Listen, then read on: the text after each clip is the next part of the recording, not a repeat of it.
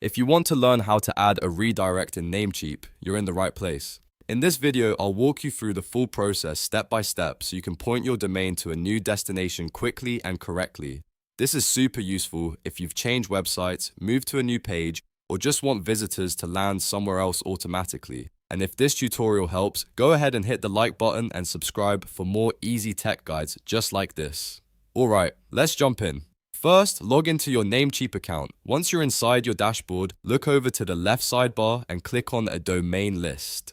This is where all of your registered domains are shown in one place. Now find the domain you want to redirect. If you have a lot of domains, take your time and make sure you choose the correct one, because the settings you apply here will affect that specific domain. After you find it, click Manage next to the domain name. This opens the settings area for that domain. From there, you'll want to open the Advanced DNS tab. This is where Namecheap stores the DNS and redirect options you need. Once the Advanced DNS page loads, scroll down until you reach the Host Records section. This is where you can add, edit, or remove records for your domain. To create your redirect, click Add New Record. A new row will appear with a list of record types. Open the drop-down menu and select URL Redirect Record. This tells Namecheap that you want visitors to be sent to another web address instead of staying on the current domain.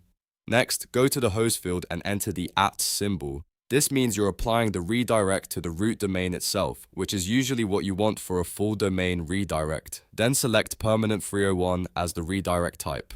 A 301 redirect is the standard option for a permanent move, and it's the best choice when you want search engines and browsers to understand that the domain has permanently changed destination.